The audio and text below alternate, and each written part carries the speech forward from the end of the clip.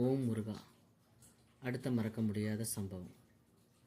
எங்கள் ஸ்கூலுக்கு எதிர்த்தாப்பில் ஒரு மேடை போட்டிருந்தாங்க. அங்கே நடிகர்கள்லாம் வர்றதா அனௌன்ஸ் பண்ணிட்டு போனாங்க. நான் வீட்டு வாசப்படியிலே உட்காந்துருந்தேன். அந்த காலத்தில் 80s காலத்திலலாம் பிரேம் நசீர் மலையாள ஆக்டரு, அப்புறம் ஜெய் கணேஷ் நாடகத்தில் படத்தில் எல்லாமே நடிப்பார். அப்போ அவங்க வர்றதா மீட்டிங் போடுறதா அனௌன்ஸ் பண்ணிகிட்டே போனாங்க. நான் எங்கள் அம்மாவை கூப்பிட்டேன். எங்கள் அம்மா பக்கத்து வீட்டுக்காரம்மாட்ட பேசிகிட்டு இருந்தாங்க. அந்த இன்ட்ரெஸ்ட்டில், அம்மா நான் கூட்டிகிட்டு போங்கம்மா, பார்க்கலாண்டி கொஞ்சம் பொறுமையாக இருந்தாங்க. 2வது தடவை கேட்டேன், பார்க்கலாம் பொறுமையாக இருந்தாங்க. 3வது வாட்டி என்ன கேட்டதுக்கு திட்டிவிட்டாங்க. உடனே என்ன இவங்க என்ன கூட்டிகிட்டு போகிறது, நாமளே போயிடலாம் அப்படின்னு சொல்லிட்டு, நமக்கு தான் ஸ்கூல் தெரியுமில்ல அப்படின்னு சொல்லிவிட்டு நான் பாட்டுக்கு நடக்க ஆரம்பித்தேன். கரெக்டாக ஸ்கூலுக்கு எதிர்த்தாப்புல மேடை போட்டிருந்தாங்க. போனேன், போய் பார்த்தேன். பிரேம் நசீரையும் ஜெய் கணேஷையும் பார்த்துட்டு எல்லாம் கையெழுத்து வாங்கினாங்க. ஆட்டோகிராஃப். நமக்கு ஆட்டோகிராஃப் வாங்கிறது கையெழுத்தும் இல்லை, கை தானே இருக்குது, ஒன்றும் பண்ண முடியல. அவங்களுக்கு பின்னாடியே நின்றுருந்தேன்.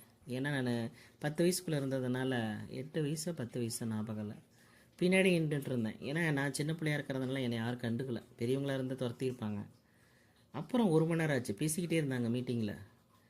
நான் ஐயோ இருட்டி போச்சே, எல்லாம் தேடுவாங்களே வீட்டில், ஐயோ அப்பா அடிப்பாரே, அம்மா திட்டுவாங்களேன்னு பயந்துக்கிட்டு உடனே என்ன பண்ணேன், மேடையிலேருந்து இறங்கி வந்துட்டு நடக்க ஆரம்பித்தேன். இதுக்குள்ளே என்ன ஆகி போச்சு, வீட்டில் எங்கள் அக்கா அண்ணன் எல்லாம் தேட ஆரம்பிச்சிட்டாங்க. அவங்க ஆளுக்கு ஒரு சைக்கிள் எடுத்துக்கிட்டு, ஐயோ காணமே பிள்ளைய காணமே, நைட் ஆகி போச்சு, தேட ஆரம்பிச்சிட்டாங்க. எல்லோரும் சைக்கிள் எடுத்துக்கிட்டு வர ஆரம்பிச்சிட்டாங்க. நான் பாட்டுக்கு ஸ்கூலை தாண்டி பாதி தூரம் வந்துட்டேன். அப்புறம் திடீர்னு எங்கள் அக்கா என்னை பார்த்துட்டு, அடி பாவி, உன்னை காணும் ஊடே தொலாவுது, நீ என்னடா இங்கே நடந்து வந்துட்டுருக்கிறேன்னு. இல்லைக்கா, நான் சினிமா நடிகரை பார்க்க வந்தேன். இப்படியாடி சினிமா நடிகரை பார்க்க வருவாங்க, வா வீட்டில் வா, அப்பா வரத்துக்குள்ளே வந்துடலாம் வா, இல்லைன்னா உனக்கு அடி பின்னிடுவாங்க அப்படின்னு. உடனே நமக்கு தான் அடி பின்னினு தான் தெரியுமே, சரின்னு சொல்லிவிட்டு சைக்கிளில் பின்னாடி உட்காந்துக்கிட்டு வேகமாக அமுத்திக்கிட்டு போய் வீட்டுக்குள்ளே போயிட்டோம். எல்லாம் சேஃப் ஆகிட்டோம். அண்ணன் அக்கா அம்மா எல்லாம் நாங்கள் நல்லா சேஃப் ஆகிட்டோம். எங்கள் அப்பா தான் கூலாக வர்றாரு. இரவு எப்பயுமே வெளியே போயிட்டு வருவார், சைக்கிள் நிறுத்திட்டு வர்றார். என்னன்னு கேட்குறாரு. ஒன்றும் இல்லையே அப்படி இருந்தோம்.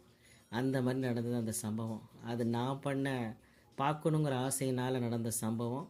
இன்னுமே என்னால் மறக்க முடியாது. லைக் பண்ணுங்கள், ஷேர் பண்ணுங்கள். சுஜாதா ஆன்மீக கதைக்கு சப்ஸ்கிரைப் பண்ணுங்கள். ஓம் முருகா. அடுத்த சிறு வயதில் மறக்க முடியாத சம்பவம், உண்மை சம்பவம். நான் ஒரு 7வது படிக்கும்போது, நானும் என்னுடைய தோழியை ரொம்ப நெருங்கிய ஃப்ரெண்டு. நல்ல போட்டி போட்டுக்கிட்டு படிப்போம். படிப்பு. அவள் மந்த்லி டெஸ்ட்டில் நான் ஃபஸ்ட் ரேங்க் வாங்கினா, அவள் காலாண்டு அரையாண்டில் ஃபஸ்ட் ரேங்க் வாங்குவாள். ஆனால் காலாண்டு அரையாண்டில் ஃபஸ்ட் ரேங்க் வாங்குறது பெரிய விஷயம். மந்த்லி சப்ஜெக்ட் கம்மியாக தான் இருக்கும். அதனால் சரின்னு சொல்லிட்டு 2 பேர் போட்டி போட்டுக்கிட்டு படிப்போம் அது பாட்டுக்கு. அப்புறமா திருப்பி பார்த்தீங்க அப்படின்னா எங்களுக்குள்ளே அடிக்கடி சண்டையும் வரும். எப்படி சண்டை வரும்னா, படிப்பில் சண்டை வராது, படிப்பில் மறைமுகமாக சண்டை போடுவோம். ஆனால் என்ன நடக்கும் அப்படின்னா, சினிமா சண்டை தான் வரும். அதாவது அப்போ 80s காலத்துலலாம் பார்த்தீங்கன்னா நதியா ரேவதி தான். நான் ரேவதி ஃபேன், ஹோம்லி பிடிக்கும், நதியா பிடிக்காதுன்னு சொல்ல மாட்டேன், நல்லா இருப்பாங்க, நல்லாயிருக்கும். ஆனால் அவளுக்கு நதியை பிடிக்கும். அவள் தோடை பற்றி, ட்ரெஸ்ஸை பற்றி நல்லா பேசிகிட்டே இருப்பாள். நான் ஹோம்லியாக இருக்கிறது, நடிக்கிறத பற்றி, ரேவதியை பற்றி பேசுவேன். எங்கள் 2 பேருக்கு இதனாலே அடிக்கடி சண்டை வரும். 2 பேருமே அந்த ரேவதி படம் வந்தாலும் நதியா படம் வந்தாலும் சண்டை போட்டுப்போம். திருப்பி பேசிக்க மாட்டோம். திருப்பி அப்புறம் கொஞ்ச நாள், ஒரு நாள் கழித்து சமாதானமாயிடுவோம். எங்களுக்கு இதே தான் அடிக்கடி வார் நடக்கும். இந்த வார் தான் அடிக்கடி நடக்கும் சண்டை. அதனால் படிப்புலேயும் மறைமுகமாக சண்டை போட்டு மார்க் எடுப்போம். அதே மாதிரி சினிமா செய்திகள் எங்களுக்கு பிடிச்சதுலேயே நாங்கள் மறைமுகமாக நேரடியாகவே சண்டை போட்டு திருப்பி பேசாமல் இருப்போம். இதுவும் மறக்க முடியாத அனுபவம் தான். இந்த கதை பிடித்திருந்தால் லைக் பண்ணுங்கள், ஷேர் பண்ணுங்கள். சுஜாதா ஆன்மீக கதைக்கு சப்ஸ்கிரைப் பண்ணுங்கள். ஓம் முருகா. அடுத்த சிறு வயதில் நடந்த உண்மை சம்பவம். நான் 10வது படிக்கும்போது தமிழ்னால் எனக்கு ரொம்ப பிடிக்கும். இப்போ என் தமிழ் பேச்சை கேட்டிங்கன்னா உங்களுக்கே தெரியும், ஏதோ சுமாராக பேசுகிறேன்னு நினைக்கிறேன். அப்போ தமிழ் மார்க் நான் அதிகமாக எடுத்துட்டேன். எப்பயுமே எடுப்பேன், தமிழில் அதிகம் தான் மார்க் எடுப்பேன். எல்லா சப்ஜெக்டோட தமிழில் தான் 90 எடுப்பேன் நான் சிறு வயதிலிருந்து. அப்போ நானும் என்னுடைய தோழியும் பேப்பரை பார்த்துக்கிட்டே இருந்தோம். அவள் எப்படி எழுதுறா, நான் எப்படி எழுதுறேங்கிறத அவள் தான் பார்த்தா, நான் பார்க்க மாட்டேன், அடுத்தவங்க மார்க்கையும் பார்க்க மாட்டேன்.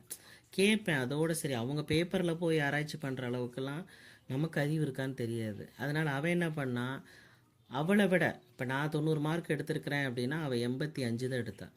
உடனே பேப்பரை எடுத்து பூந்து ஃபஸ்ட்லேருந்து லாஸ்ட் வரைக்கும் ஆராய்ச்சி பண்ணினான். உடனே கண்டுபிடிச்சிட்டா. இடஞ்சுட்டி பொருள் விளக்குகளில் எனக்கு 5 மார்க் கொடுத்துருக்காங்க, அவளுக்கு 2.5 மார்க் தான் கொடுத்துருக்குறாங்க. உடனே போய் தமிழம்மாட்ட போய் என் பேப்பரை தூக்கிட்டு போய், பாருங்கள் தமிழம்மா, அவளை மாதிரி தான் நானும் எழுதியிருக்கிறேன், ஆனால் எனக்கு வந்து 2.5 போட்டிருக்கீங்க, அவளுக்கு 5 மார்க் போட்டிருக்கீங்க அப்படின்னு கேட்குறாங்க. உடனே கேட்ட உடனே அந்த தமிழம்மாக்கு என்ன தோணுச்சோ தெரியல, அவள் எப்படி எழுதியிருக்கான்னு பாரு விளக்கமா, நீ எப்படி எழுதியிருக்கேன்னு பாரு, நான் எழுதுனதுக்கு தான் நான் போட்டிருக்கிறேன், நீ இந்த மாதிரி கேட்டதுனால உன்னுடைய 2.5 மார்க்கிங் குறைக்கிறேன்னு சொல்லிட்டு அந்த 2.5 மார்க்கிங் குறைச்சி போட்டுட்டாங்க. உடனே அவள் அழுதுகிட்டே வந்துட்டு என்கிட்ட பேப்பரை கொடுத்துட்டு என்கிட்ட பேசவே இல்லை, ஒரு வாரமாக பேசலை. இதுக்கு நான் காரணம் இல்லையே. மார்க்கு வந்து நம்மளுடைய நட்பை எடை போடுவதா? நம்முடைய நட்பு வந்து மார்க்கை எடை போடக்கூடாது, பாசத்தை தான் எடை போடணும். உனக்கோசரம் நான் விட்டு கொடுக்குறேனா, எனக்கோசரம் நீங்கள் விட்டு கொடுக்குறியா?